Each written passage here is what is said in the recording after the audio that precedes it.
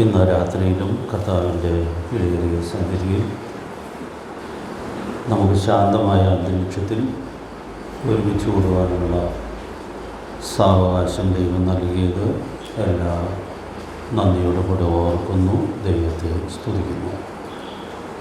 സ്നാനത്തെക്കുറിച്ചുള്ള ഉപദേശപരമായ പഠനത്തിൻ്റെ ഏറ്റവും ഒടുവിലത്തെ ഭാഗത്താണ് നാം ആയിരിക്കുന്നത്. കഴിഞ്ഞ ദിവസങ്ങളിൽ നാം ലേഖനങ്ങളിൽ സ്നാനത്തെക്കുറിച്ച് അപ്പോസ്തലന്മാർ നൽകിയിട്ടുള്ളതായ ഉപദേശ വിശദാംശങ്ങൾ ചിന്തിച്ച് വരികയായിരുന്നു. അപ്പോസ്തലനായ പത്രോസും യോഹന്നാനും അപ്പോസ്തലനായ പൗലോസും നൽകിയിട്ടുള്ള വിശദാംശങ്ങളാണ് നമ്മൾ ചിന്തിച്ചു വരുന്നത്. അതിൽ പൗലോസ് അപ്പോസ്തലന്റെ ലേഖനത്തിൽ നൽകിയിട്ടുള്ള ഉപദേശഭാഗങ്ങളാണ് നമ്മൾ കഴിഞ്ഞ ക്ലാസ്സിൽ ധ്യാനിക്കുവാൻ ഇടയായിട്ട് തീർന്നത്. അതിൽ പ്രധാനമായിട്ടും രണ്ട് കാര്യങ്ങളാണ് നമ്മൾ ചിന്തിച്ചത്. ഒന്ന്, യേശുക്രിസ്തുവിനോട് ചേരുവാനുള്ളതാണ് സ്നാനം എന്ന് നമ്മൾ കണ്ടു. അതിൽ രണ്ടാമത്തെ കാര്യം ഞാൻ കഴിഞ്ഞ ക്ലാസ്സിൽ പറഞ്ഞുകൊണ്ടിരിക്കുകയായിരുന്നു. കർത്താവായ യേശുക്രിസ്തുവിൻ്റെ മരണ, അടക്ക, പുനരുത്ഥാനത്തോടുള്ള ഏകീഭാവത്തിൻ്റെ സാക്ഷ്യമാണ് സ്നാനം എന്നുള്ള കാര്യമാണ് ഞാൻ വിശദീകരിച്ചുകൊണ്ടിരുന്നത്.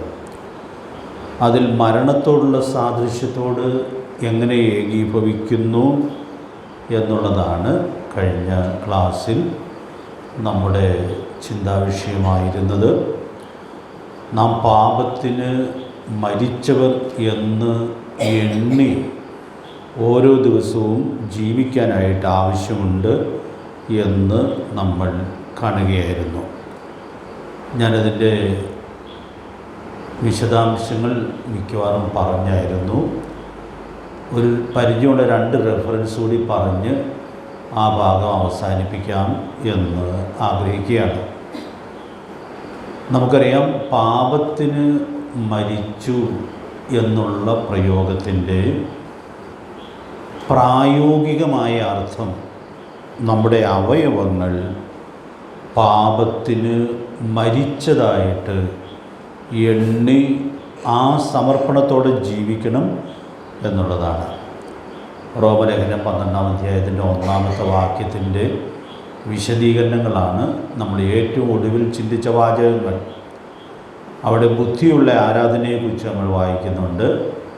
ബുദ്ധിയുള്ള ആരാധന നമ്മുടെ ശരീരങ്ങളെ ജീവനും വിശുദ്ധിയും ദൈവത്തിന് പ്രസാദവുമുള്ള യാഗമായി സമർപ്പിച്ച് ജീവിക്കുന്നതാണ് എന്നുള്ളത് നമ്മൾ കാണുകയായിരുന്നു. അതുകൊണ്ട് നമുക്ക് അങ്ങനെ ജീവിക്കാൻ സ്നാനപ്പെട്ട നമുക്ക് എല്ലാവർക്കും ഉത്തരവാദിത്വമുണ്ട്. ആ വലിയ സത്യമാണ് ഈ ഉപദേശത്തിൽ നമുക്ക് ഉൾക്കൊള്ളുവാനായിട്ട് സാധിക്കുന്നത്. കൊലോസ്യർ 3:25 വാക്യം ഒടുവിൽ പറഞ്ഞായിരുന്നു. അവിടെ നാം വായിക്കുന്നത്, അന്യായം ചെയ്യുന്നവൻ താൻ ചെയ്ത അന്യായത്തിന് ഒത്തത് പ്രാപിക്കും, മുഖപക്ഷമില്ല. അപ്പോൾ ആ വാക്യം നമ്മൾ ഈ വിഷയപഠനത്തിൽ ചിന്തിച്ചത് നമ്മുടെ കർത്താവ് വിലയ്ക്ക് വാങ്ങിയ, നമ്മുടെ കർത്താവിൻ്റെ അവയവങ്ങളായിരിക്കുന്ന നമ്മുടെ അവയവങ്ങൾ കൊണ്ട് നമ്മുടെ കർത്താവിനെ വേദനിപ്പിക്കുന്ന പാപം ചെയ്യുന്നത് അന്യായമാണ്. അങ്ങനെ ചെയ്താൽ അത് ശിക്ഷാർഹമാണ് എന്നുള്ള വലിയ സന്ദേശം ദൈവാത്മാവ് തരികയാണ്. 2 റെഫറൻസ് കൂടി നോട്ട് ചെയ്തോളൂ. ഒത്തിരി വിശദീകരണങ്ങൾ നമ്മൾ വേണമെങ്കിൽ ഒത്തിരി വിശദമായിട്ട് ചിന്തിക്കാം. എങ്കിലും ഈ ക്ലാസ് അങ്ങനെ ഒത്തിരി വിശദമായി പോകേണ്ട എന്ന് കരുതുകയാണ്. 15-ാം സങ്കീർത്തനത്തിൽ നമ്മുടെ അവയവങ്ങളുടെ വിശുദ്ധമായ സമർപ്പണത്തെക്കുറിച്ച് നമ്മൾ വായിക്കുന്നുണ്ട്. അത് ഞാൻ വിശദീകരിക്കേണ്ട ആവശ്യമുണ്ട് എന്നെനിക്ക് തോന്നുന്നില്ല. ഒരു വാക്യം കൂടെ പറയുകയാണ്. യെശയ്യാ പ്രവചനം 33-ാം അധ്യായത്തിൻ്റെ 15-ാമത്തെ വാക്യത്തിൽ ഈ അവയവങ്ങളുടെ സമർപ്പണത്തിൻ്റെ മനോഹരമായൊരു ചിത്രം ദൈവത്തിൻ്റെ പരിശുദ്ധാത്മാവ് വരച്ച് തരുന്നുണ്ട്. ആ വാക്യം നമുക്ക് എല്ലാവർക്കും മനഃപ്പാഠം അറിയാം എന്നാണ് ഞാൻ വിചാരിക്കുന്നത്. നീതിയായി നടന്ന് നേർ പറയുകയും പീഡനത്താലുള്ള ആദായം വെറുക്കുകയും കൈക്കൂലി വാങ്ങാതെ കൈ കുടഞ്ഞു കളയുകയും രക്തപാതകത്തെക്കുറിച്ച് കേൾക്കാതെ വണ്ണം ചെവി പൊത്തുകയും ചെയ്യുന്നവൻ. അപ്പം നമ്മുടെ എത്ര അവയവങ്ങളെക്കുറിച്ച് അവിടെ പറഞ്ഞിട്ടുണ്ട്? 6 അവയവങ്ങളെക്കുറിച്ച് പറഞ്ഞിട്ടുണ്ട്. അപ്പോൾ അവിടെ നമ്മൾ ഉൾക്കൊള്ളുന്നൊരു വലിയ സന്ദേശമുണ്ട്. നമ്മുടെ ഓരോ അവയവങ്ങളും വേറിട്ട നിലയിൽ വിശുദ്ധിക്കു വേണ്ടി സമർപ്പിച്ച് ജീവിക്കണം.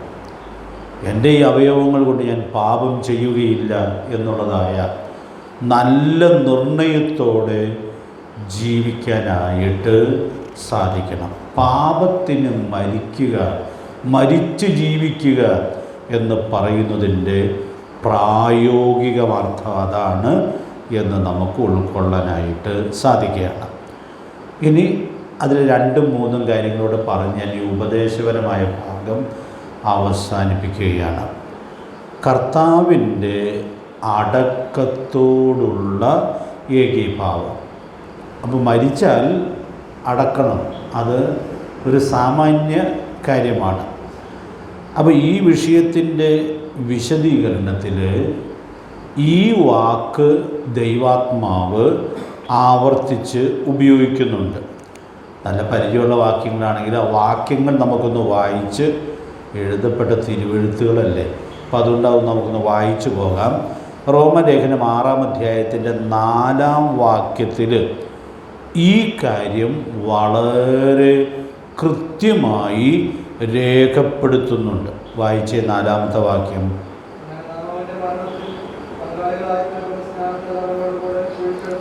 എന്ത് ഭംഗിയായിട്ടാണത്, വ്യക്തമായിട്ടാണത് പറയുന്നത്. സ്നാനത്താൽ നാം അവനോട് കൂടെ കുഴിച്ചിടപ്പെട്ടു. അപ്പോൾ ആ സത്യം ദൈവത്തിൻ്റെ ദാസൻ വളരെ കൃത്യമായിട്ട് പറയുകയാണ്. ഞാൻ വിശദീകരിക്കുന്നില്ലെങ്കിലും ഈ റോമാലേഖനം 6-ാം അധ്യായം ജലസ്നാനത്തെക്കുറിച്ചല്ല, അത് ആത്മസ്നാനത്തെക്കുറിച്ചാണെന്നൊക്കെ പറയുകയും വിശദീകരിക്കുകയൊക്കെ ചെയ്യുന്ന വ്യാഖ്യാന രീതികൾ കേൾക്കാറുണ്ട്. പ്രിയപ്പെട്ടവർ, ഇവിടെ എന്ത് കൃത്യമായിട്ടാണ് ഈ സത്യം ദൈവത്തിൻ്റെ ദാസൻ വെളിപ്പെടുത്തിയിരിക്കുന്നതായിട്ട് നമ്മൾ കാണുന്നത്.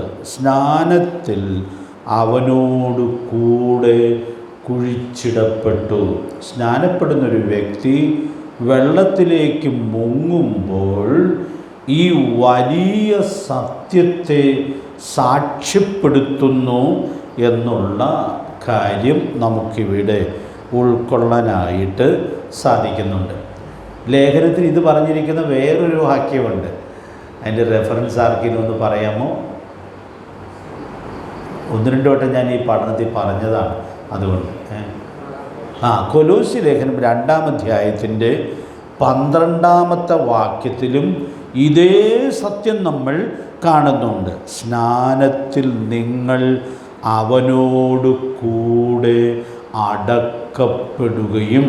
അപ്പോൾ ഈ ലേഖനത്തിൽ ഈ സത്യം വിശദീകരിക്കുമ്പോൾ ദൈവത്തിൻ്റെ പരിശുദ്ധാത്മാവ് എത്ര കൃത്യമായിട്ട് ഈ കാര്യം വെളിപ്പെടുത്തുന്നു എന്നുള്ളത് നമുക്ക് ഉൾക്കൊള്ളാനായിട്ട് സാധിക്കുകയാണ്. അപ്പോൾ ഒരേ അർത്ഥത്തിലുള്ള 2 വാക്കുകൾ ഈ 2 വാക്യങ്ങളിലും ഉപയോഗിക്കുകയാണ്.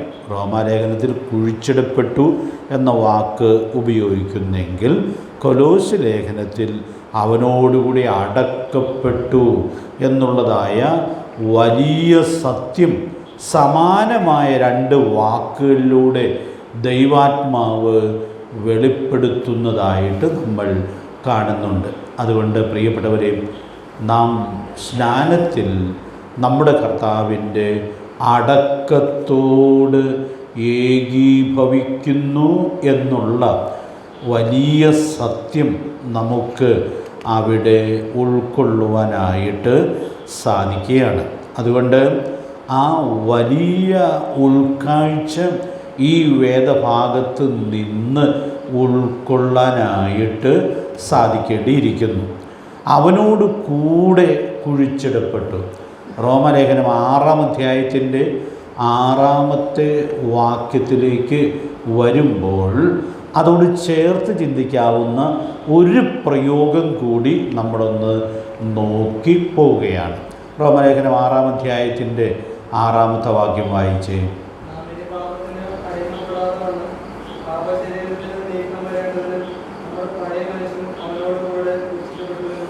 അപ്പോൾ അവിടെ കുഴിച്ചിടപ്പെട്ടത് എന്താണ് എന്നുള്ളതിന് എഴുതപ്പെട്ട തിരുവെഴുത്ത് നൽകുന്ന കൃത്യമായ ഉത്തരമുണ്ട്. ഇതൊരു കേവലം സാദൃശ്യപ്രയോഗം മാത്രമല്ല. പിന്നെയോ അവിടെ എന്ത് കുഴിച്ചിടപ്പെട്ടു എന്നുള്ളത് ആ വാക്യത്തിൽ വ്യക്തമാവുകയാണ്. എന്താ കുഴിച്ചിടപ്പെട്ടത്? പഴയ മനുഷ്യനെ കുഴിച്ചിട്ടു എന്ന് പറഞ്ഞാൽ പാപം ചെയ്യുന്ന പഴയ മനുഷ്യനെ കുറിച്ച് പറഞ്ഞിട്ട് പാപത്തിന് മരിച്ച് അതിനെ കുഴിച്ചിടപ്പെട്ട ആ അനുഭവത്തോടെ ജീവിക്കേണ്ടതിൻ്റെ ആവശ്യകതയാണ് ദൈവത്തിൻ്റെ പരിശുദ്ധാത്മാവ് ഇവിടെ നമ്മെ പഠിപ്പിക്കുന്നത്. അതുകൊണ്ട് കഴിഞ്ഞ ദിവസം സ്നാനപ്പെട്ട കുഞ്ഞുങ്ങളും മുമ്പൊക്കെ സ്നാനപ്പെട്ട നമ്മളും ഇത് ഓരോ ദിവസവും പ്രായോഗികമാക്കി ജീവിക്കുവാനുള്ള ആവശ്യകത ഉണ്ട്. അപ്പോൾ നാം പാപത്തിന് മരിച്ച് നമ്മുടെ പഴയ മനുഷ്യനെ അവരോടുകൂടെ കുഴിച്ചിട്ടു എന്നുള്ളതായ ആ വലിയ അനുഭവത്തോടെ ജീവിക്കേണ്ടതിൻ്റെ ആവശ്യകതയാണ് ഇവിടെ ദൈവാത്മാവ് നമ്മെ പഠിപ്പിക്കുന്നത്. അപ്പോൾ ഈ കുഴിച്ചിടപ്പെട്ടത് പുറത്ത് വരാനിടയായിട്ട് തീർന്നാൽ എന്ത് സംഭവിക്കും എന്നുള്ളത് നമുക്ക് അറിയാം. ദുർഗന്ധമുണ്ടാകും. ലളിതമായിട്ടുള്ളതായൊരു കാര്യമാണ്. ഞാൻ റോമാലേഖനത്തിലൊരു ഒരു വാക്യം ഇവിടെ ഒന്ന് കണക്ട് ചെയ്യുകയാണ്. വചനത്തിലൂടെ അത് ഓർത്തിരിക്കാൻ നിങ്ങൾക്കത് സഹായകമാകും എന്ന് ഞാൻ വിചാരിക്കുകയാണ്. റോമാലേഖനം 3-ാം അധ്യായത്തിൻ്റെ 13-14 വാക്യങ്ങൾ നമ്മൾ വായിക്കുമ്പോൾ നമുക്ക് നല്ല പരിചയമുള്ള വാക്യമായതുകൊണ്ട് ഞാനതങ്ങ് പറയാം.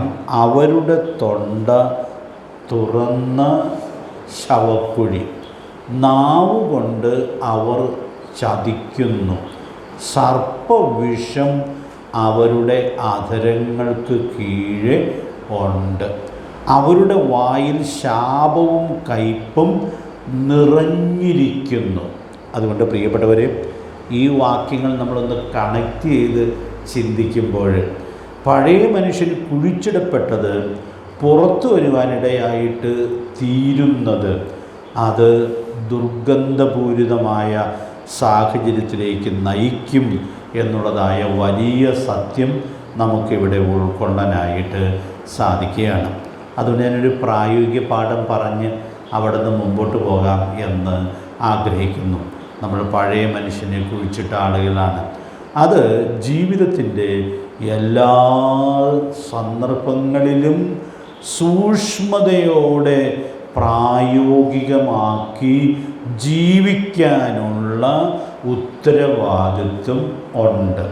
ഇവിടെ റോമാലേഖനത്തിൽ ഇത് പറയുമ്പോൾ നമുക്കറിയാം, പാപത്തിൽ വളരെ പെട്ടെന്ന് നമ്മൾ അകപ്പെടുന്നതിനായി പരീക്ഷിക്കപ്പെടുന്നത് സംസാര സംബന്ധിയായിട്ടുള്ളതായ പാപത്തിലാണ്. അത് നിങ്ങൾക്കറിയാമല്ലോ.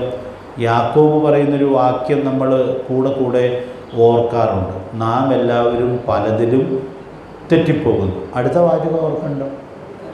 ഒരുത്തൻ വാക്കിൽ തെറ്റാതിരുന്നാൽ. അപ്പോൾ തെറ്റിപ്പോകാനായിട്ട് പല മേഖലയിലും സാധ്യതയുണ്ട്. പക്ഷേ ഏറ്റവും ഏറ്റവും അധികം തെറ്റിപ്പോകാൻ സാധ്യതയുള്ളത് നമ്മുടെ വാക്കിലാണ്.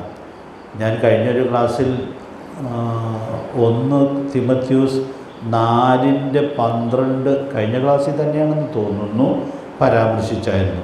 5 കാര്യങ്ങളിൽ തിമോഥെയോസിനോട് മാതൃകയായിരിക്കുവാൻ അവിടെ പറയുന്നുണ്ട്.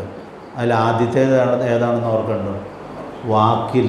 അപ്പോൾ നമ്മുടെ വാക്കിൽ തെറ്റിപ്പോകാനും അരുതാത്തത് സംസാരിച്ചു പോകാനും ഉള്ള വലിയ സാധ്യതയുണ്ട്.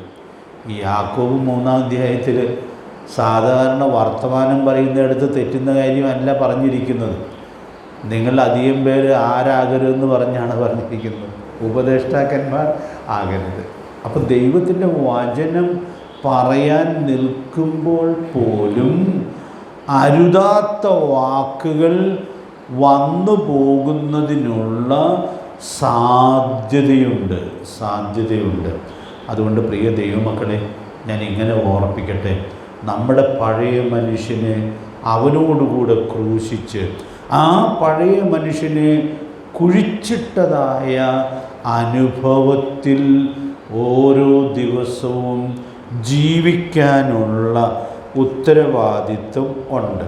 ഇതൊക്കെ ലളിതമായി വിശദീകരിക്കുന്ന ചില ഇല്ലസ്ട്രേഷൻസും ഒക്കെ എൻ്റെ മനസ്സിൽ ഉണ്ട്.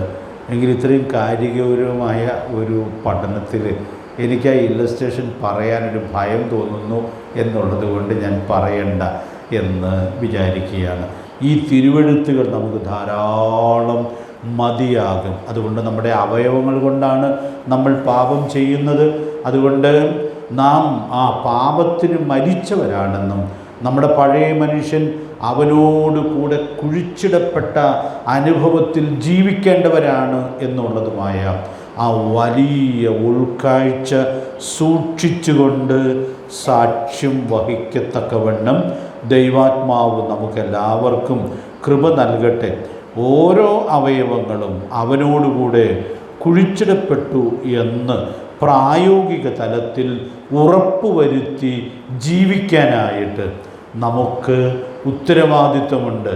ദൈവാത്മാവ് അതിനായിട്ട് നമ്മെ സഹായിക്കട്ടെ.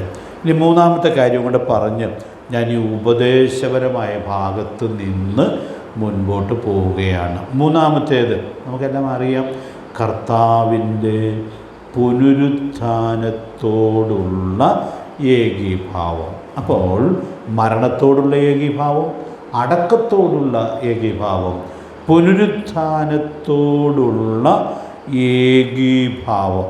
റോമലേഖനം 6-ാം അധ്യായത്തിൻ്റെ 4-ാമത്തെ വാക്യത്തിൽ തന്നെയാണ് ഈ സത്യം നമ്മൾ വായിക്കുന്നത്. ആദ്യം വായിച്ചതാണ്, ക്രിസ്തു മരിച്ചിട്ട് പിതാവിൻ്റെ മഹിമയാൽ ജീവിച്ചെഴുന്നേറ്റതുപോലെ.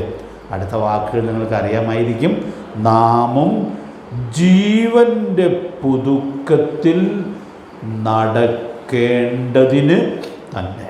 അപ്പോൾ അവൻ്റെ പുനരുത്ഥാനത്തിൻ്റെ സാദൃശ്യത്തോടുള്ള ഏകീഭാവം, അതാണ് ഇവിടെ ദൈവാത്മാവ് വെളിപ്പെടുത്തുന്നത്. അപ്പോൾ നാം പാപത്തിന് മരിച്ചു, നമ്മുടെ പഴയ മനുഷ്യനെ കുഴിച്ചിട്ടു, പിന്നെ വെള്ളത്തിൽ നിന്ന് പൊങ്ങി വരുമ്പോൾ ആ യേശു ക്രിസ്തുവിൻ്റെ പുനരുത്ഥാനത്തോടുള്ള സാദൃശ്യത്തോട് ഏകീഭവിച്ച് ഞാൻ ഇനി ജീവിക്കാനായിട്ട് പോകുന്നു എന്നുള്ളതായ ആ വലിയ സാക്ഷ്യമാണ് നാം സ്നാനജലത്തിൽ നിന്ന് കയറി വരുമ്പോൾ കൊടുക്കുവാൻ ഇടയായിട്ട് തീരുന്നത്. അപ്പോൾ ദൈവമക്കളായ നാം എത്ര വ്യത്യസ്തരായി ജീവിക്കുവാൻ ഉദ്ദേശിക്കപ്പെട്ടവരാണ് എന്നുള്ള വലിയ സത്യം നമുക്കിവിടെ ഉൾക്കൊള്ളാനായിട്ട് സാധിക്കുന്നുണ്ട്. കർത്താവ് നമ്മെ സഹായിക്കട്ടെ. ആ 4-ാം വാക്യം കഴിഞ്ഞുള്ള അതിൻ്റെ അടുത്ത വാചകത്തിലും ഈ സത്യം എടുത്തു പറയുന്നുണ്ട്. അവണ്ണം നിങ്ങളും പാപസംബന്ധമായി മരിച്ചവരെന്നും ക്രിസ്തുയേശുവിൽ ദൈവത്തിന് ജീവിക്കുന്നവർ എന്നും നിങ്ങളെ തന്നെ എണ്ണുവിൻ. അപ്പോൾ നാം പാപസംബന്ധമായി മരിച്ചവരാണെന്ന് എണ്ണി സൂക്ഷിക്കുന്നതോടൊപ്പം ക്രിസ്തുയേശുവിൽ ദൈവത്തിന് ജീവിക്കുന്നവർ എന്നും എണ്ണി ജീവിക്കാനുള്ളതായ ഉത്തരവാദിത്വം ഉണ്ട്. അത് നമ്മൾ ഒത്തിരി ചിന്തിക്കാറുള്ളൊരു കാര്യമാകൊണ്ട് ഞാൻ ഒത്തിരി വിശദീകരണത്തിലേക്ക് പോകേണ്ടതില്ല എന്ന് വിചാരിക്കുകയാണ്. നമ്മുടെ ശരീരത്തിലെ ഓരോ അവയവങ്ങളും പാപത്തിന് മരിച്ചതാണെന്ന് എണ്ണി പാപം ചെയ്യാതെ നമ്മൾ ജീവിക്കുമ്പോൾ അതിൻ്റെ അടുത്ത സ്റ്റെപ്പ് ആ അവയവങ്ങളിലൂടെ തന്നെ അത് വിശുദ്ധിക്കായി സമർപ്പിക്കപ്പെട്ട നിലയിൽ നാം ജീവിക്കുവാൻ കടപ്പെട്ടവരായിരിക്കുന്നു എന്നുള്ള വലിയ സത്യമാണ് നമുക്കിവിടെ ഉൾക്കൊള്ളാനായിട്ട് സാധിക്കുന്നത്. അപ്പോൾ ഇതിൻ്റെ പ്രായോഗികതയുടെ ക്ലൈമാക്സ് നമ്മൾ കാണുന്നത് 1 കൊരിന്ത്യർ 6-ാം അധ്യായം അതിൻ്റെ 15-19 വാക്യങ്ങളിലാണ്. 1 കൊരിന്ത്യർ 6-ന്റെ 15 വായിക്കണോ? വായിച്ചേക്കാം. 15-ാമത്തെ വാക്യം ഒന്ന് വായിച്ചേ.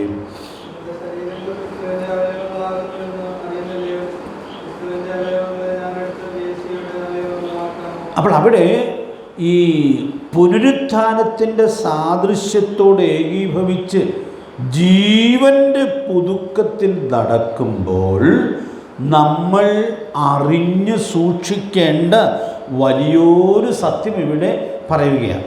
നിങ്ങളുടെ അവയവങ്ങൾ ക്രിസ്തുവിൻ്റെ അവയവങ്ങൾ ആകുന്നു എന്ന് അടുത്ത വാക്ക് എന്താണ്? അറിയുന്നില്ലയോ?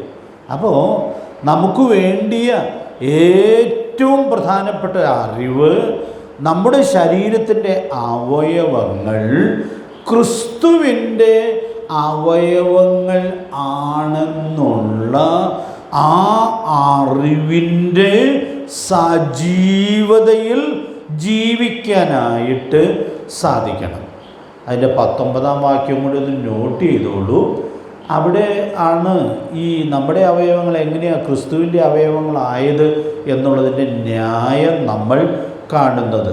നിങ്ങളെ വിലയ്ക്ക് വാങ്ങിയിരിക്കയാൽ നിങ്ങൾ താന്താങ്ങൾക്കുള്ളവരല്ല എന്നും അറിയുന്നില്ലയോ? അപ്പോൾ നമ്മെ കർത്താവ് വിലയ്ക്ക് വാങ്ങിയപ്പോൾ, നമ്മെ കർത്താവ് വിലയ്ക്ക് വാങ്ങി തൻ്റെ സ്വന്തമാക്കി തീർത്തപ്പോൾ, പത്രോസ് അപ്പോസ്തലൻ അങ്ങനെയാണല്ലോ പറയുന്നത്, നാം ദൈവത്തിൻ്റെ സ്വന്തം ജനമാണ്. അപ്പോൾ നമ്മെ സ്വന്തമാക്കിയപ്പോൾ പ്രിയപ്പെട്ടവരെയും നമ്മുടെ അവയവങ്ങളെ കർത്താവ് വിലയ്ക്ക് വാങ്ങിയിരിക്കുന്നു എന്നുള്ളത് നമ്മൾ കാണുകയാണ്. അപ്പോൾ നമ്മളെപ്പോഴും ഈ അറിവോടുകൂടി ഇത് മറന്നു പോകാതെ ജീവിക്കണം. അപ്പോൾ എൻ്റെ അവയവങ്ങൾ ക്രിസ്തുവിൻ്റെ അവയവങ്ങളാണ്, കർത്താവ് രക്തം വില കൊടുത്ത് വാങ്ങിയതാണ് എന്നുള്ളതായ ഉൾക്കാഴ്ച ഒരു ദൈവ പൈതൽ സൂക്ഷിക്കുമ്പോൾ അതിൻ്റെ പ്രായോഗിക പാഠം എന്നുള്ളത് കർത്താവ് ചെയ്യുന്ന കാര്യമേ നമുക്കും, എൻ്റെ സ്ഥാനത്ത് കർത്താവാണെങ്കിൽ എന്ത് ചെയ്യും, അതേ നമുക്കും ചെയ്യാനായിട്ട് അനുവാദമുള്ളൂ.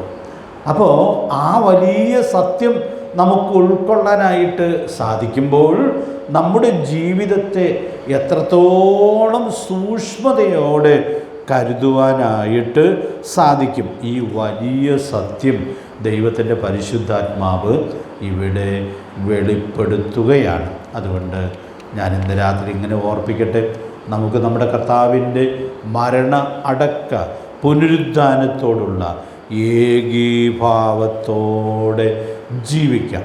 ഗലാത്യർ 2:20 വാക്യം ഇങ്ങനെ ജീവിക്കുമ്പോൾ നമ്മിൽ നിവർത്തിക്കപ്പെടും, ഞാൻ ക്രിസ്തുവിനോടുകൂടെ ക്രൂശിക്കപ്പെട്ടിരിക്കുന്നു, ഇനി ജീവിക്കുന്നത് ഞാനല്ല. അടുത്ത വാചകം, ക്രിസ്തു അത്രേ എന്നിൽ ജീവിക്കുന്നു. അതെന്തൊരു മനോഹരമായിട്ടുള്ള വാചകമാണ്. അപ്പോസ്തലനായ പൗലോസ് തൻ്റെ ജീവിതത്തെ മുമ്പിൽ നിർത്തിക്കൊണ്ട് എത്ര മനോഹരമായൊരു സത്യമാണ് അവിടെ വെളിപ്പെടുത്തുവാൻ ഇടയായിട്ട് തീരുന്നത്. അതുകൊണ്ട് ഇന്ന് രാത്രിയിൽ ഞാൻ ഓർപ്പിക്കട്ടെ, ക്രിസ്തു നമ്മിൽ ജീവിക്കുന്നു എന്നുള്ളത് സാക്ഷ്യപ്പെടുത്തി ജീവിക്കാം. നമ്മുടെ ജീവിതം, നമ്മുടെ പെരുമാറ്റങ്ങളൊക്കെ ശ്രദ്ധിക്കുന്ന ആളുകൾക്ക് യേശു ക്രിസ്തുവിൻ്റെ പ്രത്യേകതയും അവൻ്റെ സൽഗുണങ്ങളുടെ മഹത്വവും കാണുവാൻ കഴിയുമാറ് ജീവിക്കുവാൻ നമുക്ക് ഉത്തരവാദിത്വം ഉണ്ട്. നമുക്കെല്ലാം അറിയാവുന്ന ഒരു വാക്യോടെ ഞാനൊന്ന് പരിചയപ്പെടുത്തി ഓർപ്പിച്ചുണർത്തി ഈ ഭാഗത്ത് നിന്ന് നമ്മൾ മുമ്പോട്ട് പോവുകയാണ്. 1 കൊരിന്ത്യർ 15-ാം അധ്യായത്തിനൊരു പേര് നമ്മൾ വിളിക്കാറുണ്ട്. എന്താണ് ആ പേര്? 1 കൊരിന്ത്യർ 15-ാം അധ്യായം പുനരുദ്ധാനത്തിൻ്റെ അധ്യായമാണ്. എന്തു ഭംഗിയായിട്ടാണ് പുനരുദ്ധാനം എന്ന ഭാവി സത്യത്തെ ദൈവത്തിൻ്റെ ദാസൻ ആ അധ്യായത്തിൽ വിശദീകരിക്കുന്നതായിട്ട് നമ്മൾ കാണുന്നത്. ഈ പുനരുദ്ധാനം വിശ്വസിക്കുന്ന ആളുകൾ പാപത്തിന് മരിച്ച് നീതിക്ക് ജീവിക്കുവാൻ കടപ്പെട്ടവരാണ്. അതാണ് പുനരുദ്ധാനത്തിൻ്റെ ജീവിതപരമായിട്ടുള്ളതായ ഉത്തരവാദിത്വം. നമ്മൾ ഇടയ്ക്കൊക്കെ അത് ഓർത്തിട്ടുണ്ട്, എങ്കിലും ഇവിടെ ഞാനൊന്ന് ചേർത്ത് പറയുകയാണ്. പുനരുദ്ധാനം വിശ്വസിക്കാത്ത ആളുകളുടെ ഒരു ജീവിത ശൈലി 15-ാം അധ്യായത്തിൻ്റെ 32-ാമത്തെ വാക്യത്തിലുണ്ട്. ഓർക്കുന്നുണ്ടോ? അത് 32-ാം വാക്യം ഒന്ന് വായിച്ച്. 1 കൊരിന്ത്യർ 15-ാം അധ്യായത്തിൻ്റെ 32-ാമത്തെ വാക്യം.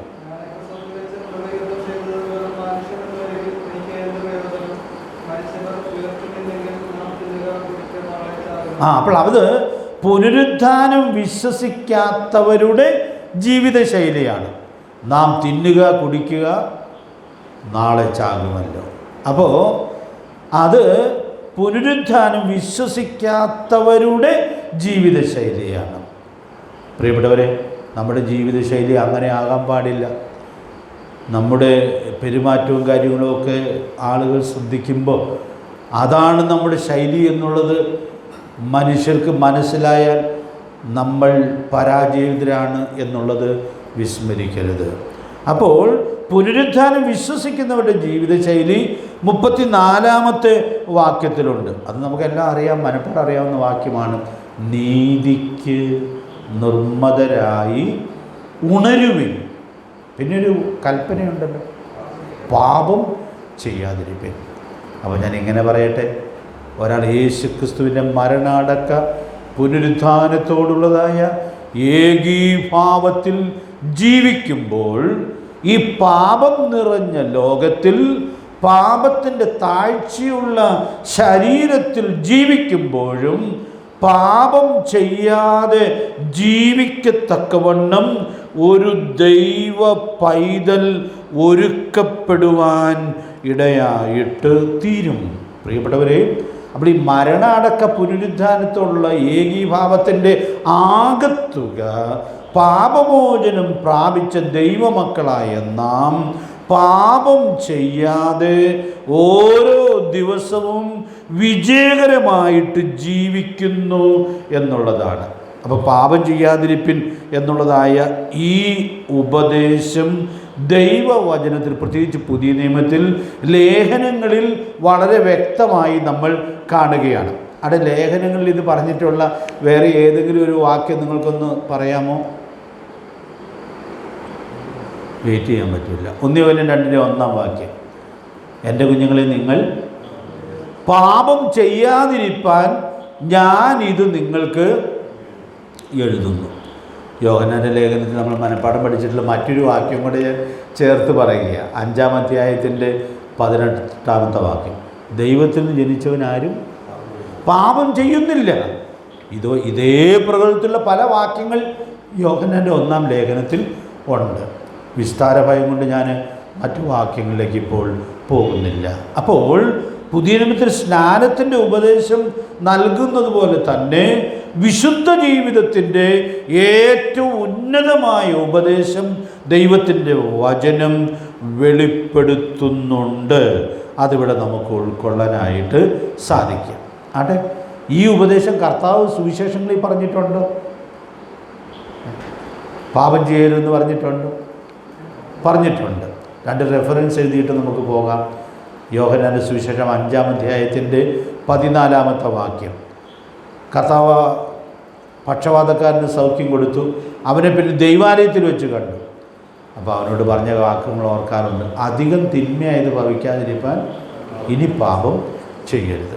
അവൻ നടുങ്ങിപ്പോയി കാണും. കാരണം ദൈവമേ, ഇനി പാപം ചെയ്താൽ അധികം തിന്മയായത് ഭവിക്കുമോ? കാരണം അവൻ പോയ വഴികൾ, 38 വർഷത്തെ അവൻ്റെ ജീവിതം, ബെഥെസ്ദ കുളക്കരയിലെ അരിഷ്ടത, അതൊക്കെ അവൻ്റെ മുമ്പിൽ മിന്നി മറഞ്ഞു കാണും. അപ്പോൾ കർത്താവ് പറയുക, അധികം തിന്മയായത് ഭവിക്കാതിരിക്കാൻ ഇനി പാപം ചെയ്യരുത്. ഇന്ന് രാത്രിയിൽ ഞാൻ ആ ഭയം നിങ്ങളിലേക്ക് നമ്മിലേക്ക് കൈമാറാനായിട്ട് ആഗ്രഹിക്കുകയാണ്. ദൈവമക്കളായി നാം പാപം ചെയ്യുന്നത് അധികം തിന്മയായത് ഭവിക്കുവാൻ കാരണമായിട്ട് തീരുന്നതാണ്. നമ്മൾ വിശദമായിട്ടൊക്കെ പഠിച്ചിട്ടുള്ള ഒരു കാര്യമാണ്. അതുകൊണ്ട് വിശദാംശങ്ങളിലേക്ക് ഞാൻ പോകുന്നില്ല. വിശ്വാസിയുടെ പാപത്തിന്, ഓരോ പാപത്തിനും എണ്ണിയുള്ള കണക്ക് തീർക്കേണ്ടതായിട്ട് വരും. അതുകൊണ്ട് പ്രിയപ്പെട്ടവരെ, നമുക്ക് വളരെ ഭയത്തോടെ ഈ പ്രബോധനം ഉൾക്കൊള്ളാം. 4-ാം സങ്കീർത്തനം 4-ാം വാക്യത്തിൽ ഈ പ്രബോധനമുണ്ട്. നടുങ്ങുവിൻ, പാപം ചെയ്യാതിരിക്കും. എന്തിനാ നടുങ്ങുന്നത്? പാപത്തിന്മേൽ വരുന്ന ദൈവത്തിൻ്റെ ശിക്ഷയെ തിരിച്ചറിയുന്നവർ പാപത്തിൻ്റെ മുമ്പിൽ നിശ്ചയമായിട്ടും നടുങ്ങും. അതുകൊണ്ട് പ്രിയപ്പെട്ടവരെ, പാപം ചെയ്യാതെ ജീവിക്കാനായിട്ട് നമ്മുടെ പ്രാണപ്രിയൻ നൽകിയിട്ടുള്ളതായ കൽപ്പന നമുക്ക് അനുസരിക്കാം. യോഹന്നാൻ 8:11 കൂടെ ഒന്ന് നോട്ട് ചെയ്തിട്ടുള്ളൂ. അത് വ്യഭിചാര കർമ്മത്തിൽ പിടിക്കപ്പെട്ടതായ സ്ത്രീയെ കർത്താവ് സ്വതന്ത്രയായി വിടുമ്പോൾ അവളോട് പറയുന്നതാണ്, പോക, ഇനി പാപം ചെയ്യരുത്. അതുകൊണ്ട് പ്രിയപ്പെട്ടവരെ, നമ്മുടെ കർത്താവ് സുവിശേഷങ്ങളിൽ തന്നെ ഈ കൽപ്പന ആവർത്തിച്ചിരിക്കുന്നു എന്നുള്ളത് നമുക്കിവിടെ ഉൾക്കൊള്ളാനായിട്ട് സാധിക്കുക. അപ്പോൾ ഞാൻ എൻ്റെ ആകത്തുകയായിട്ട് ഇങ്ങനെ പറയട്ടെ, ഈ പാപത്തിന് മരിച്ച് നാം നമ്മുടെ പഴയ മനുഷ്യനെ കർത്താവിനോടുകൂടെ കുഴിച്ചിട്ട് നാം ജീവൻ്റെ പുതുക്കത്തിൽ നടന്നാൽ, ഗലാത്യർ 2:20 നമ്മൾ കണ്ടതുപോലെ ക്രിസ്തു നമ്മിൽ ജീവിക്കും. പൗലോസ് 1 കൊരിന്ത്യർ 11:1 അവകാശപ്പെടുന്നത് പോലെ, എന്താ അവിടുത്തെ അവകാശവാദം? ഞാൻ ക്രിസ്തുവിൻ്റെ അനുകാരിയായിരിക്കുന്നത് പോലെ നിങ്ങളും എൻ്റെ അനുകാരികൾ ആകുവിൻ. കഴിഞ്ഞ ദിവസം സ്നാനപ്പെട്ട കുഞ്ഞുങ്ങളോടും കഴിഞ്ഞ നാടുകളിൽ സ്നാനപ്പെട്ട നമുക്കെല്ലാവർക്കും ഈ വലിയ സത്യത്തിൻ്റെ മഹത്വം ഉൾക്കൊണ്ട് ലേഖനങ്ങളിൽ വെളിപ്പെടുത്തുന്ന സ്നാനത്തിൻ്റെ ഉപദേശം എന്തോരം പ്രധാനപ്പെട്ടതാണെന്നുള്ളത് തിരിച്ചറിഞ്ഞ് ആ പ്രബോധനം ഉൾക്കൊണ്ട് വിജയകരമായിട്ട് ജീവിക്കുവാൻ ദൈവത്തിൻ്റെ പരിശുദ്ധാത്മാവ് നമുക്ക് ധാരാളം ദൈവകൃപ നൽകട്ടെ. സ്നാനത്തെക്കുറിച്ചുള്ള അപ്പസ്തോലിക ഉപദേശം എത്രയോ മഹത്തരമാണ്. ദൈവാത്മാവ് നമ്മെ സഹായിക്കട്ടെ. ഇനി ഒരു പാഠം കൂടി പറഞ്ഞ് നമ്മുടെ ഈ പഠനം അവസാനിപ്പിക്കാം എന്ന് ആഗ്രഹിക്കുകയാണ്. ഇനി നമ്മൾ ചിന്തിക്കാൻ പോകുന്ന പാഠത്തിൻ്റെ തലക്കെട്ട് സ്നാനപ്പെട്ടവരുടെ ജീവിതം. ഈ ലേഖനങ്ങളിലെ ഉപദേശങ്ങളിൽ പ്രായോഗിക ജീവിതത്തിൻ്റെ വിശദാംശങ്ങളാണ് നമ്മൾ അധികവും ചിന്തിച്ചത്. എന്നാൽ ഒരു തലക്കെട്ടായിട്ട് വേറിട്ടൊരു പാഠമായി സ്നാനപ്പെട്ട നമ്മുടെ പ്രത്യേകതയും നമ്മുടെ ഉത്തരവാദിത്വവും ഓർപ്പിക്കുക. അപ്പോൾ കഴിഞ്ഞ ദിവസം സ്നാനപ്പെട്ട പിള്ളേർക്ക് അത് വളരെ ഗൗരവമായി ഉൾക്കൊള്ളാം. അവർക്ക് അത് ഉൾക്കൊണ്ട് തുടക്കം മുതൽ സൂക്ഷിക്കാനായിട്ട് സാധിച്ചാൽ ഉടുപ്പ് മലിനമാകാതെ കർത്താവിൻ്റെ സന്നിധിയിലേക്ക് പോകാൻ സാധിക്കും. അങ്ങനെ ഒരു പ്രയോഗമുണ്ടല്ലോ സഭകൾക്കുള്ള ദൂതിൽ, ഉടുപ്പ് മലിനമാകാത്ത കുറേ പേർ സർവീസിൽ നിനക്ക് ഉണ്ട്. അപ്പോൾ അങ്ങനെ നമ്മുടെ ജീവിതത്തെ ക്ലീനായിട്ട് സൂക്ഷിക്കാൻ പറ്റും. അങ്ങനെയൊക്കെ സൂക്ഷിച്ചിട്ടുള്ള എത്രയോ ഭക്തന്മാരെയാണ് നമുക്ക് തിരുവഴുത്തിൽ കാണാൻ സാധിക്കുന്നത്. ചില ഭക്തന്മാരൊക്കെ നിങ്ങളുടെ മനസ്സിൽ വരുന്നുണ്ട് എന്ന് ഞാൻ വിചാരിക്കുക. കഴിഞ്ഞ ആളൊക്കെ സ്നാനപ്പെട്ട് നമുക്ക് എന്തെങ്കിലുമൊക്കെ കുഴപ്പങ്ങളും സാക്ഷ്യക്കുറവൊക്കെ വന്നിട്ടുണ്ടെങ്കിൽ നിരാശപ്പെടേണ്ട. അവൻ്റെ പുത്രനായ യേശുവിൻ്റെ രക്തം സകല പാപവും പോക്കി നമ്മെ ശുദ്ധീകരിക്കുന്നതാണ്. ആ ശുദ്ധീകരണം പ്രാപിച്ച് മുൻപോട്ടുള്ള ജീവിതം പാപത്തിൻ്റെ മാലിന്യം കൂടാതെ ജീവിക്കേണ്ടതുപോലെ ജീവിക്കത്തക്കവണ്ണം ദൈവാത്മാവ് നമ്മെ സഹായിക്കട്ടെ. ഞാനിതിന് ഒന്ന് രണ്ട് ആമുഖ വാക്കുകളൊന്ന് പറയുകയാണ്. സ്നാനപ്പെട്ടവരുടെ ജീവിത വിജയമാണ് ഈ വലിയ കൽപ്പനയുടെ അലങ്കാരം. നമ്മുടെ ഈ പഠനത്തിൻ്റെ തലക്കെട്ട് എന്താണ്? സ്നാനം ഒരു വലിയ കൽപ്പന. അപ്പോൾ ഈ വലിയ കൽപ്പനയുടെ അലങ്കാരം സ്നാനപ്പെട്ടവരുടെ ജീവിത വിജയമാണ്. ജീവിത വിജയമാണ്. എന്തിനാ ഒരു കാര്യം അലങ്കരിക്കുന്നത്? അലങ്കരിക്കുന്നത് എന്തിനു വേണ്ടിയാണ്? കൂടുതൽ മനോഹരമാക്കേണ്ടതിന് വേണ്ടിയാണ്. അപ്പോൾ ഈ ഉപദേശത്തെ അലങ്കരിക്കുക എന്നുള്ളൊരു മനോഹരമായ പ്രയോഗം തീത്തോസിൻ്റെ ലേഖനത്തിൽ ഉണ്ട്.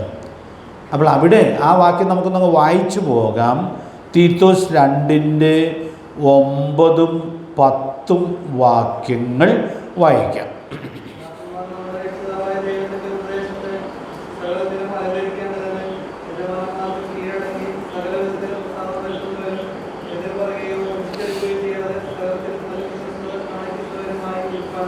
അപ്പോൾ അവിടെ ദാസന്മാർക്കുള്ള പ്രബോധനമാണ്. നമുക്കറിയാം പുതിയ നിയമത്തിലെ ലേഖനങ്ങളിലൊക്കെ ഓരോ കൂട്ടർക്കുമുള്ള പ്രബോധനമുണ്ട്. ഭാര്യമാർക്കുള്ള പ്രബോധനമുണ്ട്, ഭർത്താക്കന്മാർക്കുള്ള പ്രബോധനമുണ്ട്, മക്കൾക്കുള്ള പ്രബോധനമുണ്ട്, ദാസന്മാർക്കുള്ള പ്രബോധനമുണ്ട്, യജമാനന്മാർക്കുള്ള പ്രബോധനമുണ്ട്. അപ്പോൾ അങ്ങനെ എല്ലാ ഗണത്തിലും പെട്ടവർക്കുള്ള പ്രായോഗിക ജീവിതത്തെ കുറിക്കുന്ന പ്രബോധനമുണ്ട്. അപ്പോൾ ഈ തീത്തോസിൻ്റെ ലേഖനത്തിൽ ദാസന്മാർക്ക് പ്രബോധനം കൊടുക്കുമ്പോൾ ഞാൻ ആ പറഞ്ഞ ആശയം അവിടെ വ്യക്തമാക്കുന്നുണ്ട്. ദാസന്മാർ നമ്മുടെ രക്ഷിതാവായ ദൈവത്തിൻ്റെ ഉപദേശത്തെ അലങ്കരിക്കേണ്ടതിന്. അപ്പോൾ നാം ഉപദേശം പറയേണ്ട ആളുകളാണ്. ഉപദേശം മറ്റുള്ളവരോട് പങ്കിടാനുള്ള ഉത്തരവാദിത്വം നമുക്ക് ഉണ്ട്. യെരുശലേമിലെ സഭയുടെ ഒരു സാക്ഷ്യത്തെക്കുറിച്ച് നമ്മൾ ഇടയ്ക്കിടയ്ക്ക് ഓർക്കാറുണ്ടല്ലോ. പ്രവൃത്തി 5:28 വാക്യത്തിൽ അവർ യെരുശലേമിനെ അവരുടെ ഉപദേശം കൊണ്ട് നിറച്ചു. അപ്പോൾ അതൊരു സഭയുടെ വലിയ ഉത്തരവാദിത്വമാണ്. ഉപദേശം കൊണ്ട് നാം ആയിരിക്കുന്ന ദേശത്തെ നിറയ്ക്കാനായിട്ട് സാധിക്കണം. അത് വളരെ പ്രധാനപ്പെട്ടതായൊരു കാര്യമാണ്. അതുകൊണ്ട് ഉദാഹരണത്തിലേക്കൊന്നും ഞാൻ പോകണം എന്ന് ആഗ്രഹിക്കുന്നില്ല. അപ്പോൾ ദാസന്മാരും ഉപദേശം പറയണം, യജമാനന്മാരും ഉപദേശം പറയണം. നമ്മളെല്ലാവരും ഉപദേശം പറയുവാൻ കടപ്പെട്ടവരായിട്ടിരിക്കുന്നു. അതുകൊണ്ട് ഉപദേശം നമ്മൾ പഠിക്കണം, അതിൽ നിശ്ചയം പ്രാപിക്കണം, അത് പറയാൻ അവസരം കിട്ടുമ്പോൾ അത് പറയാനായിട്ട് സാധിക്കണം. അതുകൊണ്ടാണ് ഈ സ്നാനത്തെക്കുറിച്ചൊക്കെ നമ്മൾ കൂടെ ഇങ്ങനെ അവസരം കിട്ടുമ്പോഴൊക്കെ പഠിക്കാനിടയായിട്ട് തീരുന്നത്. കാരണം ഇത് മറ്റുള്ളവരോട് പങ്കിട്ട് കൊടുക്കാനുള്ള വലിയ ഉത്തരവാദിത്വം ഉണ്ട്. അപ്പോൾ ദാസന്മാർക്കും ആ ഉത്തരവാദിത്വം ഉണ്ട്. പക്ഷേ ഈ വാക്യത്തിൽ ദൈവാത്മാവ് പ്രബോധിപ്പിക്കുന്ന എന്താണ്? ദാസന്മാർ ഈ പറയുന്ന ഉപദേശത്തെ എങ്ങനെ അലങ്കരിക്കണമെന്നാണ് പറയുന്നത്? ജീവിതം കൊണ്ട് അലങ്കരിക്കണം. ജീവിതം കൊണ്ട് അലങ്കരിക്കണം. അപ്പോൾ അവിടെ ജീവിതം കൊണ്ട് അലങ്കരിക്കാനായിട്ട് 5 കാര്യങ്ങൾ പറയുന്നുണ്ട്. ആ 5 കാര്യങ്ങളും വേണമെങ്കിൽ വിശദമായിട്ട് ചിന്തിക്കാം. പക്ഷേ അങ്ങനെ നമ്മൾ ചിന്തിക്കേണ്ട ആവശ്യമില്ല. ഞാൻ ആ 5 കാര്യങ്ങൾ എടുത്ത് പറഞ്ഞില്ലെങ്കിലും ലളിതമായിട്ട് ഉൾക്കൊള്ളാവുന്ന നിലയിൽ ആ വാക്യത്തിൽ ഉണ്ട്. എങ്കിലും ഞാനൊന്ന് വിരൽ മടക്കി പറയാം. 1, യജമാനന്മാർക്ക് കീഴടങ്ങണം. കീഴടങ്ങാത്ത ദാസൻ എപ്പോഴും ഉപദേശം പറഞ്ഞുകൊണ്ടിരുന്നാൽ ആ ഉപദേശം മലിനപ്പെടുവാനിടയായിട്ട് തീരും. ഉപദേശമൊക്കെ എപ്പോഴും പറയും, പക്ഷേ മിനിമം ഉത്തരവാദിത്വം ചെയ്യില്ല. യജമാനന്മാർക്ക് കീഴടങ്ങുകയില്ല. അപ്പം അതുകൊണ്ട് ഇവിടെ എണ്ണി പറഞ്ഞിരിക്കുക എങ്ങനെയാണ് നിങ്ങൾക്ക് ഉപദേശത്തെ അലങ്കരിക്കാനായിട്ട് കഴിയുന്നു. യജമാനന്മാർക്ക് കീഴടങ്ങുന്നതിലൂടെ, പിന്നെ യജമാനന്മാർക്ക് പ്രസാദം വരുത്തുന്നതിലൂടെ. ഇതിലൂടെയൊക്കെ ആത്മീകമായ നല്ല പാഠങ്ങൾ ഉൾക്കൊള്ളാം. നമ്മളെല്ലാവരും ശരിക്കും ആത്മീയമായിട്ട് ആരുടെ ദാസന്മാരാണ്? കർത്താവിൻ്റെ ദാസന്മാരാണ്. മാളികമുറിയിലെ പ്രസംഗത്തിൽ നമ്മുടെ കർത്താവ് പറയുന്നുണ്ട്, ദാസൻ യജമാനേക്കാൾ വലിയവനല്ല. അപ്പോൾ നമുക്ക് ഈ പ്രമാണങ്ങൾ ആത്മീക തലത്തിൽ പ്രായോഗികമാക്കാനുള്ളതായ അവസരമുണ്ട്. പക്ഷേ ഞാൻ ഈ ക്ലാസ്സിലത് വിശദീകരിക്കുന്നില്ല, അത് നിങ്ങൾ ചേർത്ത് ചിന്തിച്ചാൽ മതി. യജമാനന്മാർക്ക് പ്രസാദം വരുത്തുന്നതിലൂടെ. 3, എതിർ പറയാതിരിക്കുന്നതിലൂടെ. 4, വഞ്ചിച്ചെടുക്കാതിരിക്കുന്നതിലൂടെ. 5, നല്ല വിശ്വസ്തത കാണിക്കുന്നതിലൂടെ. അപ്പോൾ ആ വാക്യത്തിൽ ദാസന്മാർക്ക് പ്രബോധനം കൊടുക്കുക. നിങ്ങൾ പറയുന്ന ഉപദേശത്തെ നിങ്ങളുടെ ജീവിതത്തിൽ ഈ 5 കാര്യങ്ങൾ നിങ്ങൾ ചെയ്യാനിടയായിട്ട് തീർന്നാൽ നിങ്ങൾ പറയുന്ന ഉപദേശം മറ്റുള്ളവർ മനോഹരമായി കാണും. നല്ല ഉപദേശമാണ് കേട്ടോ. കാരണം ഈ പറയുന്ന ആളുടെ ജീവിതം ഈ ഉപദേശത്തിന് അനുസൃതമായിട്ട് കാണുന്നുണ്ട് എന്നുള്ളത് ആ ഉപദേശത്തിൻ്റെ മനോഹാരിത വർദ്ധിപ്പിക്കും. അതുകൊണ്ട് പ്രിയപ്പെട്ടവരെ, ഞാനിങ്ങനെ ഓർപ്പിക്കട്ടെ, സ്നാനം ഒരു വലിയ കൽപ്പനയാണെന്ന് നമ്മൾ ഈ ദിവസങ്ങളിലൊക്കെ ചിന്തിച്ചു. സ്നാനപ്പെട്ട ആളുകൾ ശരിയായി ജീവിച്ചില്ലെങ്കിൽ ഇത് വലിയ കൽപ്പനയാണെന്നുള്ളത് നമ്മുടെ ജീവിതം കാണുന്ന ആളുകൾക്ക് മനസ്സിലാകാതെ പോകും. അപ്പോൾ വലിയ കൽപ്പനയാണെന്ന് വാഗൊണ്ട് പറഞ്ഞാൽ മാത്രം പോരാ, പിന്നെയോ നമ്മുടെ ജീവിതം കൊണ്ട് അത് ഉറപ്പിക്കുവാൻ ഇടയായിട്ട് തീരണം.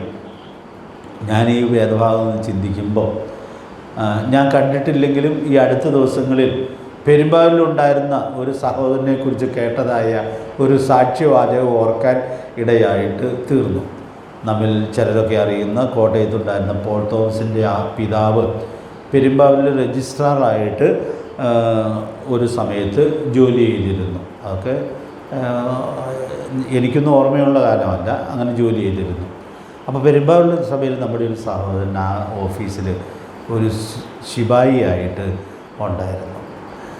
അപ്പോൾ ഈ പോൾ തോമസിൻ്റെ പിതാവ് രക്ഷിക്കപ്പെട്ടതിൻ്റെ വഴി എന്താണെന്നറിയാമോ?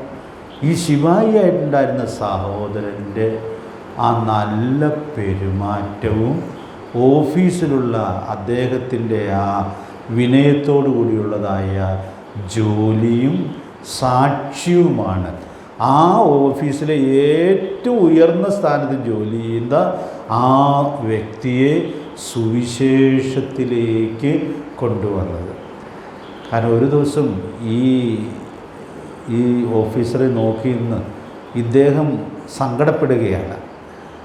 അപ്പോൾ വിളിച്ച് എന്താണ് നീ ഇങ്ങനെ സങ്കടപ്പെടുന്നത്?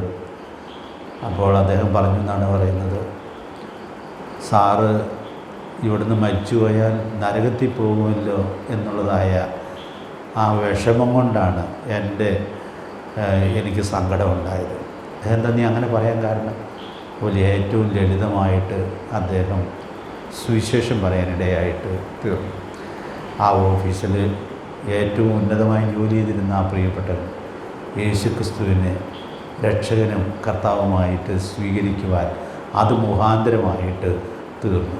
ഞാനിന്ന് ഈ വചനത്തിലൂടെ ഇന്ന് പകൽ കടന്നു നമ്മൾ ഓർത്തു, ഒരു ഓഫീസിലെ ഏറ്റവും ചെറിയൊരു ജോലി ചെയ്യുന്ന ഒരാൾക്ക് അവിടെ ആയിരിക്കേണ്ടതുപോലെ ആയിരുന്നു സാക്ഷ്യം വഹിക്കാനിടയായിട്ട് തീർന്നാൽ അത് ആ ഓഫീസിലെ ഏറ്റവും പ്രധാനപ്പെട്ട ജോലി ചെയ്യുന്നയാളെ സുവിശേഷത്തിൻ്റെ അനുസരണത്തിലേക്ക് നയിക്കുവാൻ മുഖാന്തരമായിട്ട് തീർന്നു. ആ ദേവദാസൻ്റെ മക്കളുമൊക്കെ പിൽക്കാലത്ത് ക്രിസ്തുയേശുവിൽ വളരെ പ്രസിദ്ധരായി കർത്താവിന് വേണ്ടി പ്രയോജനപ്പെടുവാൻ ഇടയായിട്ട് തീർന്നു. പ്രിയപ്പെട്ടവരെ, അതുകൊണ്ട് ഈ വചനങ്ങൾ അതിൻ്റെ പ്രായോഗിക ജീവിതത്തിൻ്റെ പ്രാധാന്യം നമ്മെ ഓർപ്പിക്കുകയാണ്. അതുകൊണ്ട് ഞാൻ ഇങ്ങനെ ഓർപ്പിക്കട്ടെ, നമുക്ക് ഈ വലിയ കൽപ്പനയുടെ വലിപ്പവും മഹത്വവും സ്നാനപ്പെട്ട നമുക്ക് നമ്മുടെ ജീവിതത്തിലൂടെ കാണിച്ചു കൊടുത്തുകൊണ്ട് സാക്ഷ്യം വഹിക്കുവാനായിട്ട് സാധിക്കട്ടെ. നമ്മുടെ ജീവിതത്തിൽ കാണാതെ പോയാൽ ഇവരൊന്നും സ്നാനപ്പെട്ടിട്ടൊരു പ്രയോജനം ഉണ്ടായില്ലല്ലോ എന്ന് ലോകത്തിലുള്ളവരും വിലയിരുത്തുവാനും ഈ വലിയ കൽപ്പനയെ അതിൻ്റെ മഹത്വത്തിൽ കാണേണ്ടതിന് പകരം അതിനെ അവമതിക്കാനും കാരണമായിട്ട് തീരും. അതുകൊണ്ട് പ്രിയപ്പെട്ടവരെ, ഈ വലിയ സത്യം ഈ പാഠത്തിൽ നമുക്ക് ഉൾക്കൊള്ളാനായിട്ട് സാധിക്കേണ്ടിയിരിക്കുന്നു. ദൈവാത്മാവ് നമ്മെ സഹായിക്കട്ടെ. സ്നാനപ്പെട്ടവർ സൂക്ഷിക്കേണ്ട ഒരു കാര്യം പറഞ്ഞ് ഞാൻ ഈ ക്ലാസ് അവസാനിപ്പിക്കാം എന്ന് ആഗ്രഹിക്കുകയാണ്. സ്നാനമേറ്റവർ സന്തോഷത്തോടെ സാക്ഷ്യം വഹിക്കണം. സ്നാനമേറ്റവർ സന്തോഷത്തോടെ സാക്ഷ്യം വഹിക്കണം. 2 വാക്യങ്ങൾ ആ ബന്ധത്തിൽ ഓർപ്പിക്കുകയാണ്. വാക്യങ്ങൾ വളരെ പരിചയമുള്ളതായതുകൊണ്ട് ഞാനങ്ങ് പറഞ്ഞ് ഉപസംഹരിക്കാം. പ്രവൃത്തികളുടെ പുസ്തകം 8-ാം അധ്യായത്തിന് 39-ാമത്തെ വാക്യത്തിൽ അവൻ സന്തോഷിച്ചുകൊണ്ട് തൻ്റെ വഴിക്ക് പോയി. ആരാ? ഷണ്ണൻ സുവിശേഷം കേട്ടു, യേശുക്രിസ്തുവിനെ രക്ഷകനും കർത്താവുമായി സ്വീകരിച്ചു, സ്നാനപ്പെടുത്തിയ ആളെ പിന്നെ കാണുന്നില്ല. പക്ഷേ ഷണ്ണനെക്കുറിച്ച് ദൈവാത്മാവ് തിരുവെഴുത്തിൽ രേഖപ്പെടുത്തുന്നത് അവൻ സന്തോഷിച്ചുകൊണ്ട് തൻ്റെ വഴിക്ക് പോയി. എത്യോപ്യയിൽ ചില വർഷങ്ങൾ ജോലി ചെയ്തൊരു സഹോദരനെ കഴിഞ്ഞ ആളിൽ അടുത്ത് പരിചയപ്പെടാൻ അവസരം ഉണ്ടായി. അപ്പോൾ അദ്ദേഹം പറഞ്ഞൊരു കണക്ക് ഞാൻ ഈ കാര്യം പറയുമ്പോൾ സാധാരണ പറയാറുണ്ട്. നാം വിശ്വസിക്കുന്ന ഈ ഉപദേശ രൂപം വിശ്വസിക്കുകയും പിൻപറ്റുകയൊക്കെ ചെയ്യുന്ന 200-ലധികം സഭകൾ എത്യോപ്യയിൽ ഇപ്പോൾ ഉണ്ടെന്നാണ് അദ്ദേഹം പറയാനിടയായിട്ട് തീർന്നത്. അപ്പോൾ ഈ ഷണ്ണൻ സ്നാനപ്പെട്ട് സന്തോഷത്തോടെ അവിടെ ചെന്നിട്ട് അവിടെ സുവിശേഷത്തിൻ്റെ സാക്ഷ്യം നിർവഹിക്കാനിടയായിട്ട് തീർന്നത് എത്ര വലിയ അനുഗ്രഹത്തിന് കാരണമായിട്ട് തീർന്നു എന്നുള്ളത് നമ്മൾ കാണുകയാണ്. അപ്പോൾ കഴിഞ്ഞ ദിവസം സ്നാനപ്പെട്ട കുഞ്ഞുങ്ങളോടും കഴിഞ്ഞ നാളിലൊക്കെ സ്നാനപ്പെട്ടവരോടും ഞാൻ ഓർപ്പിക്കട്ടെ, നമ്മളായിരിക്കേണ്ടതുപോലെ ആയിരുന്നാൽ അനേകർക്ക് വെളിച്ചം കൊടുക്കുവാൻ അല്ല, ചില സഭാസാക്ഷ്യങ്ങൾ തന്നെ നാളുകളിൽ രൂപപ്പെടാൻ നാം സൂക്ഷിക്കുന്ന സാക്ഷ്യം മുഖാന്തരമായിട്ട് തീരും. അതുകൊണ്ട് നമുക്കത് വളരെ സന്തോഷത്തോടെ ഉൾക്കൊള്ളാനായിട്ട് സാധിക്കേണ്ടിയിരിക്കുന്നു. യെരുശലേമിൽ നമസ്കരിപ്പാൻ പോയിട്ട് ലഭിക്കാതിരുന്ന സന്തോഷമാണ് ഷണ്ണന് ഈ വഴിയിൽ ലഭിച്ചതായിട്ട് നമ്മൾ കാണുന്നത്. അപ്പോൾ അതുകൊണ്ട് പ്രിയപ്പെട്ടവരെ, സ്നാനമേറ്റ് നമുക്ക് സന്തോഷത്തോടെ സാക്ഷ്യം വഹിക്കാം. 1 തെസ്സലോനിക്കർ 5:16 എപ്പോഴൊക്കെ സന്തോഷിക്കണമെന്നാണ് പറഞ്ഞിട്ടുള്ളത്? എപ്പോഴും സന്തോഷിപ്പിൻ. അപ്പം അതുകൊണ്ട് സ്നാനമേറ്റ് നമുക്ക് സന്തോഷം നമ്മുടെ ജീവിതത്തിൻ്റെ ഒരു സാക്ഷ്യമായിട്ട് ഇരിക്കട്ടെ. എപ്പോഴും സന്തോഷിക്കാനുള്ളൊരു വഴി പറഞ്ഞ് ഞാൻ ഈ ക്ലാസ് അവസാനിപ്പിക്കാം. ചിലപ്പോൾ ചില ദുഃഖങ്ങളുമൊക്കെ നമ്മുടെ ജീവിതത്തിൽ ഉണ്ടാകാം, അത് നമ്മുടെ മുഖത്ത് പ്രതിഫലിക്കുകയും ചെയ്യാം. പക്ഷേ ഒരു വിശ്വാസിക്ക് എപ്പോഴും സന്തോഷിക്കാൻ സാധിക്കണമെങ്കിൽ തനിക്ക് ലഭിച്ച രക്ഷയിൽ സന്തോഷിക്കാനായിട്ട് സാധിക്കണം. യെശയ്യാവ് 12:3-1 കുറിച്ചിട്ടോളൂ. അവിടെ നമ്മൾ വായിക്കുന്ന കാര്യം, രക്ഷയുടെ ഉറവിൽ നിന്ന് ദൈവമക്കൾക്ക് എങ്ങനെ കോരാം? സന്തോഷത്തോടെ കോരാം. അതുകൊണ്ട് ഓരോ ദിവസവും തുടങ്ങുമ്പോൾ നമുക്ക് ദൈവസന്നിധിയിൽ ഇരുന്ന്, കർത്താവേ എന്നെ രക്ഷിച്ചല്ലോ, സ്തോത്രം. അപ്പോൾ അതിൽ നമുക്ക് സന്തോഷിക്കാൻ സാധിച്ചാൽ ബാക്കി എല്ലാ ദുഃഖങ്ങളും അതിൻ്റെ കീഴിൽ പോകുവാൻ ഇടയായിട്ട് തീരും. രക്ഷിക്കപ്പെട്ട ദൈവമക്കൾക്ക് പ്രത്യാശയുടെ വലിയ സജീവത്വം അനുഭവിക്കാനായിട്ട് സാധിക്കും. അതുകൊണ്ട് പ്രിയപ്പെട്ടവരെ, നമുക്ക് എപ്പോഴും സന്തോഷിക്കുന്നവരായി സാക്ഷ്യം വഹിക്കാം. അത് നമ്മുടെ ജീവിതത്തിൻ്റെ സാക്ഷ്യമായിരിക്കുന്നു എന്നുള്ളത് സൂക്ഷ്മതയോടെ ഉറപ്പുവരുത്താം. സ്നാനപ്പെട്ട വേറൊരു സാഹചര്യം കൊണ്ട് പ്രവൃത്തിയുടെ പുസ്തകത്തിൽ നിന്ന് പറയാനുണ്ട്. സമയം ഒത്തിരി നീട്ടണ്ട എന്ന് ഞാൻ വിചാരിക്കുന്നു. കർത്താവ് നമ്മെ സഹായിക്കട്ടെ. കർത്താവിനെ താമസിച്ചാൽ നമുക്ക് അടുത്ത ക്ലാസ്സിൽ അത് ചിന്തിക്കാം. അതുകൊണ്ട് സ്നാനപ്പെട്ട നമുക്ക് സന്തോഷത്തോടെ സാക്ഷ്യം വഹിക്കാം. ദുഃഖിക്കാനുള്ള പല കാരണങ്ങളൊക്കെ കാണുമായിരിക്കാം. നമ്മുടെ ഈ സന്തോഷം എല്ലാ ദുഃഖങ്ങളെയും മറികടക്കുന്നതായിരിക്കട്ടെ. അത് മറികടക്കത്തക്കവണ്ണം അത്ര ഉന്നതമായ അനുഗ്രഹത്തിലേക്കാണ് സ്വർഗത്തിലെ ദൈവം നമ്മെ കൊണ്ടുവന്നിരിക്കുന്നത്. അതുകൊണ്ട് എപ്പോഴും നന്ദിയോടും കൃതജ്ഞതയോടും സന്തോഷത്തോടും കൂടെ ഓരോ ദിവസവും നമ്മൾ ജീവിക്കുന്നു എന്നുള്ളത് സൂക്ഷ്മതയോടെ ഉറപ്പുവരുത്തി സാക്ഷ്യം വഹിക്കുവാൻ ദൈവാത്മാവ് നമുക്ക് ഏവർക്കും കൃപ നൽകട്ടെ. കർത്താവിൻ്റെ വിലയേറിയ നാമം ഇന്ന് വന്നേക്കും വാഴ്ത്തപ്പെടുമാറാകട്ടെ.